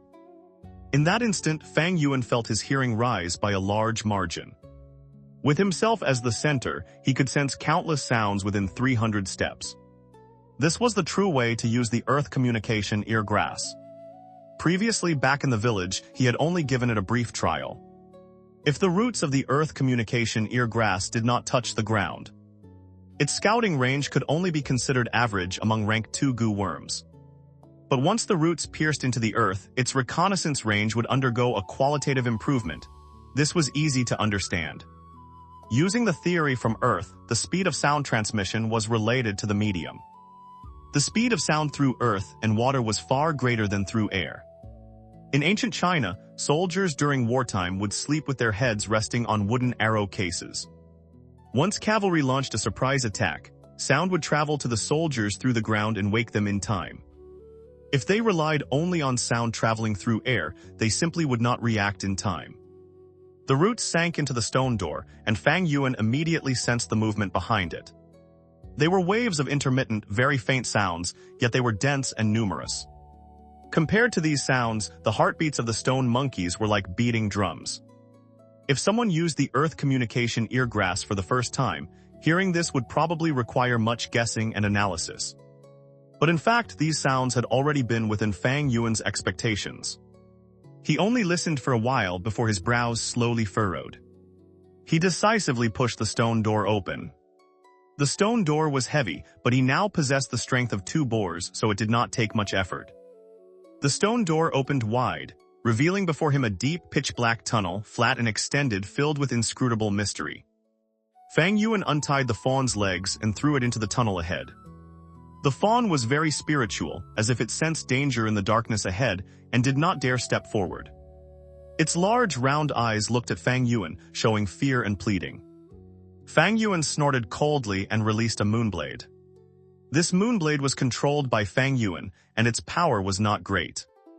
It slanted across the fawn's body, making a shallow wound. Fresh blood flowed out. Under the pain, the fawn's fear of Fang Yuan overwhelmed everything, and it panicked, fleeing into the darkness ahead. The darkness quickly swallowed it. Fang Yuan activated the earth communication eargrass again. This time all the roots pierced into the wall beside him. His hearing suddenly rose. First, Fang Yuan heard the fawn's hurried, fleeing footsteps and its pounding heartbeat. Then a series of sparse, rustling sounds suddenly rose. There is a fatal calamity within the Golden Centipede Cave. Use earth hearing to avoid disaster. Fang Yuan clearly knew that these sparse sounds were the sounds of centipedes crawling. In his ear, the fawn's frightened cries suddenly rang out. Clearly, it had rushed into the cave and encountered the centipedes. In Fang Yuan's mind, an image immediately appeared. The frightened fawn, the centipedes surging toward it like a tide, surrounding it. The fawn panicking as it ran in circles, its small hooves kicking wildly, sensing the breath of death and crying miserably. Dense centipedes climbed over its body. The fawn fell to the ground, rolling and struggling violently. But in only a short while, its heart stopped beating. The centipedes covered its body and began gnawing at its flesh and blood. Fang Yuan's gaze suddenly focused. He heard a special sound. That sound was shua, shua, shua, like a chainsaw in operation, full of arrogance, tyranny, and wildness. If a newcomer heard it, they would definitely be truly confused. But based on his rich experience, Fang Yuan immediately guessed the source of the sound. A wild rank 3 gu worm, the giant tooth golden centipede. This was the king of the centipede swarm and the true deadly danger within the centipede nest. Fang Yuan could completely imagine it. A golden centipede more than 1 meter long and as wide as 2 fists suddenly moving from stillness, crawling forward. Along both sides of the centipede's body was a row of silver sawteeth. As it crawled, these sawteeth spun rapidly like electric saws. The arrival of the giant tooth golden centipede immediately made the centipede swarm quiet. It came savagely, and wherever it passed, the centipedes desperately avoided it, finally exposing the fawn's body, which was only half left. It climbed onto the fawn's body, opened its ferocious mouth, sucked blood, and swallowed flesh. When it encountered bones, it coiled its body and used its silver sawteeth to grind them, easily grinding the bones into powder in an instant. Even the defense of the white jade gu cannot withstand the grinding sawteeth of this giant tooth golden centipede. It seems Flower Wine Monk's meaning was for me to use the earth communication eargrass to avoid it. But I have the spring-autumn cicada. It is not impossible to subdue this giant tooth golden centipede. An idea suddenly emerged in Fang Yuan's mind. He had taken a liking to it. The giant tooth golden centipede was also quite an excellent gu worm. If he could capture it and use it, it would definitely become a powerful method. However, subduing a giant-toothed golden centipede underground like this would probably be full of hardships even for a rank 4 goo master. Capturing alive and killing were two completely different matters, and the former was far more difficult than the latter. Most wild goo worms were very cunning. If the giant-toothed golden centipede saw that the situation was bad, it would burrow into the ground and escape. If a goo master had no method to burrow after it, how could they pursue it? But Fang Yuan had the spring-autumn cicada.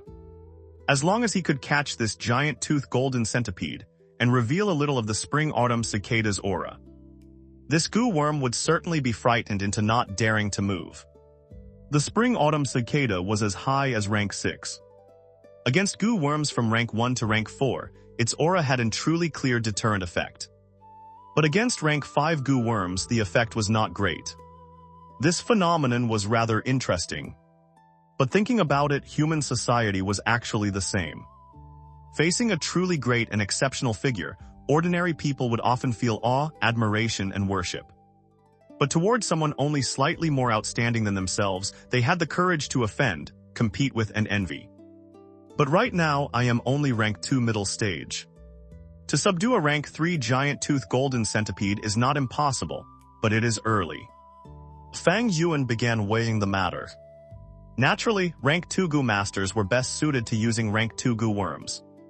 Those were the most appropriate and easiest to use. Of course, rank 2 goo masters could also possess rank 3 goo worms, and even rank 4 goo worms. Only such a phenomenon was not common. First, the higher the rank of the goo worm, the higher the feeding cost. Second, the higher the rank of the goo worm, the more difficult it was to use, often requiring a certain price to be paid. It was like a child straining to swing a large iron hammer. Because of the hammer's weight, the child might injure himself and smash his own foot. The fawn has already disturbed the entire centipede swarm. I fear the swarm will not truly calm down for at least 10 days or half a month. Trying now would verify my conjecture, but it is certainly not a good opportunity. It would be better to leave it for now and delay it for some time. This matter cannot be rushed too much. Thinking this, Fang Yuan closed the stone door and used the hidden scale goo to withdraw. Above the sky, dark clouds blocked the path. Darkness covered all of Qing Mao Mountain, as if wind and rain were about to arrive. On a distant mountain slope, more than 10 strong lightning wolves opened their mouths and let out low growls as they surrounded Fang Yuan. These wolves all had complete bodies. They were not the crippled wolves from before. If another rank 2 goo master were alone and trapped in such an encirclement, they would definitely feel despair. But the situation right now was completely the opposite. Fang Yuan stood calmly in place, composed and unhurried, while the lightning wolves surrounding him had faint nervousness and fear in their expressions. A battle had already taken place, and the field was soaked in blood. Several lightning wolves had fallen, silently adorning Fang Yuan's battle record. "Kill," Fang Yuan shouted inwardly. As the one surrounded, he actually took the initiative to attack, striding toward a lightning wolf on the left. That lightning wolf was immediately frightened into retreating half a step, but then its ferocity was stirred. Its 4 powerful legs suddenly sprang, and it pounced at Fang Yuan. In midair, the lightning wolf opened its mouth wide, revealing a mouth full of sharp fangs. Fang Yuan laughed loudly. He neither dodged nor avoided, and his right hand swung straight out. Whoosh! A deep blue moonblade flew horizontally, cutting through the air and flying directly into the lightning wolf's open mouth. Only a slicing sound could be heard, and this unlucky lightning wolf was instantly cut into 2 halves by the moonblade. Hot fresh blood sprayed out, pouring down like a rainstorm. Fang Yuan's whole body flashed with jade-white light as he charged through the blood rain, slashing left and right among the wolf pack. The lightning wolves reacted, surrounding and killing him, opening their mouths to bite and tear. But under the defense of the white jade goo, they could only break their own teeth. Their claws were completely useless as well. Fang Yuan punched and kicked. With the strength of 2 boars, one lightning wolf after another was kicked flying, or had their skulls directly smashed to death. He held the absolute upper hand. But good things did not last long. The primeval essence in his aperture was being consumed very quickly. Fang Yuan only had C-grade aptitude. At present, he was ranked 2 middle stage, and his primeval essence could only reach less than 50% at most.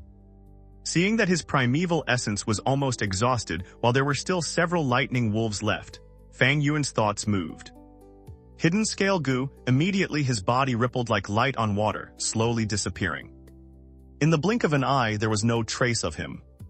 The lightning wolves anxiously came to a stop, letting out furious howls. They began circling around the mountain slope, but could not discover anything. Fang Yuan was standing not far away. As he observed the situation of the lightning wolves, he took out primeval stones and absorbed their primeval essence to replenish himself. At the same time, he continued maintaining the activation of the hidden scale goo. Lightning wolves had outstanding vision, but their sense of smell was very poor. Fang Yuan's use of the hidden scale goo perfectly countered them. When his primeval essence recovered to 30%, the wolf pack before him finally had no choice but to retreat unwillingly. Fang Yuan still did not have a goo worm for movement assistance. When lightning wolves truly withdrew, he could not keep up with their speed. Therefore, he proactively stopped activating the hidden scale goo and revealed himself. Grau. When the lightning wolves saw Fang Yuan, they were immediately like enemies meeting the murderer of their father, rushing toward him together. Fang Yuan snorted coldly. When a lightning wolf arrived before him, he swung out his right fist in a brutal strike. His fist was wrapped in a layer of jade-white light, truly hard, and it smashed heavily onto the back of a lightning wolf. A crisp crack sounded. The unfortunate lightning wolf was sent flying by Fang Yuan's punch, its spine shattered. It fell to the ground and struggled wildly, howling for a while, but in the end it could not get up again. Fang Yuan's primeval essence was now sufficient, and his battle strength was powerful. In a short time, he killed 4 more lightning wolves. The remaining lightning wolves completely lost their fighting will. They looked at Fang Yuan in fear, gave muffled whimpers, and fled with their tails tucked. Fang Yuan stood in place and did not pursue them. In terms of speed, he was still inferior to these lightning wolves. Chasing them would be useless. The wolf corpses covering the ground were all Fang Yuan's spoils of war. But he was very cautious and did not rush to gouge out the lightning wolf's eyes. Earth communication ear grass. He half squatted down, placed one hand on the ground, and pressed his right ear close to the earth. Roots grew from his ear, one after another piercing into the soil. Immediately, his hearing increased several times, and everything within 300 steps entered his scouting range. Countless sounds entered his ear, but there was no sound of a wolf pack launching an attack, nor were there footsteps of other goo masters. Temporarily safe, Fang Yuan let out a soft breath, then took out a dagger and began gouging out the lightning wolf's eyes. He only handed in a small portion of these eyes, hiding the rest. If he handed them all in, his battle achievements would certainly raise suspicion, and he might even be secretly investigated. Fang Yuan would naturally do his best to avoid this kind of trouble. After taking out all the eyeballs from these lightning wolves, Fang Yuan immediately left. He continued killing 2 more wolf packs like this, and by then, the dark clouds in the sky had grown truly thick. A strong wind howled across the mountain forest and the leaves rustled in waves. Awoo. The howl of lightning wolves faintly came through the wind. Fang Yuan's expression changed slightly. According to his memories from his previous life, today was the day the wolf tide officially erupted.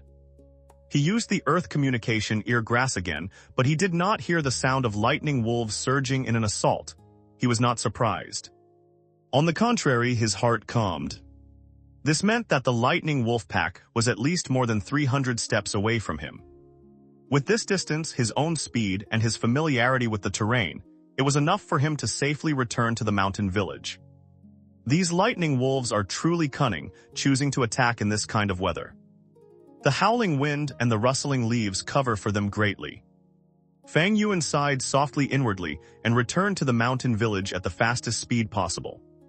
After he had run several hundred steps, he encountered a 5-person goo master team. Well now, if it isn't Gu Fang Yuan.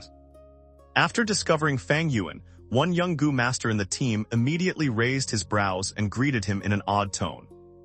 He was Gu Yupeng, Fang Yuan's classmate. Back in the academy days, he had naturally been bullied and extorted by Fang Yuan before. Fang Yuan looked at him indifferently, his speed unchanged as he passed by his shoulder, giving him no chance to say a second sentence. Hey. Gu Yupeng was immediately stunned, and irritation rose inwardly. His steps subconsciously slowed. He had not yet found the chance to mock Fang Yuan. Little Tangs, hurry and keep up. If we want to hold our position on the battle merit board today, we need to kill at least 50 lightning wolves, the team leader said. Gu Yupeng immediately put away his irritation and hurriedly caught up with his teammates. My current small team is ranked 75th on the battle merit board. Fang Yuan is at the bottom, outside the top 200. The difference between us is truly like heaven and earth. Speaking of which, I was also very lucky to meet a senior like the team leader, who looks after newcomers. Since the Wolf Tide began, relying on the battle merits I have been assigned, I have already gained 1 additional goo worm. My future is bright. How can Fang Yuan compare to me? Thinking about this, Gu Yupeng's heart regained its balance, and he even felt a sense of happiness. In this world, what can fighting alone accomplish? When everyone gathers firewood, the flames rise higher, unity is stronger. Clan members are still the most reliable. By relying on the clan's strength, newcomers like us can grow safely. Fang Yuan is truly stupid. Does he really think he is someone special? He got lucky and solved the problem of the rank 5 river-swallowing toad, and now his tail is raised to the sky. Though he became a team leader, he did not recruit a single team member. It serves him right to be at the bottom, haha. But then again, with his strange personality, how could he recruit any team members? Thinking of this, Gu Yupeng's steps could not help becoming lighter. After running for another stretch, they strangely did not encounter any wolf packs. Gu Yupeng raised his head and looked at the sky. Although it was afternoon, the sky was so dark it looked like dusk. The wind howled and thick black clouds churned overhead, hiding thunder and an approaching storm. But Gu Yupeng was not afraid at all. The corner of his mouth curled into a mocking smile as he thought, ha ha ha, Fang Yuan was hurrying back like that. Could he be worried about this storm? What a coward, what is a little rain? Just at that moment, the team leader's face suddenly changed, and he opened his mouth to suck in a breath of cold air. Team leader, what happened? The gazes of the other 4 all turned toward him. In this Gu Master team, the team leader was responsible for scouting. Although he was also a rank 2 Gu Master, his investigative Gu Worm, naturally, did not have a range as great as Fang Yuan's Earth Communication Eargrass. At this moment his face was deathly pale, and he had no desire to explain anything. Run. He roared in terror, then turned and fled under the astonished gazes of the other 4. Quick, follow the team leader. The other members naturally were not stupid either. After reacting, they hurriedly ran, awuo. Behind them came a continuous rise and fall of wolf howls. Just hearing it was enough to know that there were at least more than 1,000 lightning wolves. The 5 people in the small team turned pale, gasping for breath as they used every bit of strength to flee. Wait for me. Gu Yupeng lifted his legs and ran, but he was still left behind at the very end. He cried out in panic, begging for help. He could already feel the breathing of the lightning wolf behind him. But what made him despair was that the team leader who had always taken care of him did not even turn his head. His close friends, who usually slapped their chests and spoke of loyalty, seemed as though they had not heard his cries at all. Growl. A wolf growl suddenly sounded behind Gu Yupeng's ear. In the next moment, he felt a tremendous force pressing onto his back, pushing him face first to the ground. He lay on the ground, dizzy and seeing stars. He instinctively struggled to wake himself up and turn back to resist. Crack. In the sky, a streak of lightning flashed like a snake. In the darkness, the body of a bold lightning wolf was immediately illuminated. Its body was twice as large as an ordinary lightning wolf. The fur all over its body stood on end, and its mouth opened wide, revealing a set of sharp, silver-white teeth. Gu Yupeng's pupils shrank and a thought echoed in his mind. 100 Beast King. The scale of the wolf den was enormous. It did not only have 3 Thunder Crown wolves at the Myriad Beast King level. There were also bold lightning wolves at the 100 Beast King level, and frenzy lightning wolves at the 1,000 Beast King level. In the next second, the bold lightning wolf opened its mouth wide, and with a crisp crunch, bit off Gu Yupeng's head. Fresh blood and brain matter splattered across the ground. The bold lightning wolf lowered its head and began sucking blood and swallowing flesh from Gu Yupeng's neck. Countless lightning wolves ran past it, boom boom. Thunder roared ceaselessly in the ears, hua hua hua. Torrential rain poured down like a waterfall. The true wolf tide had arrived.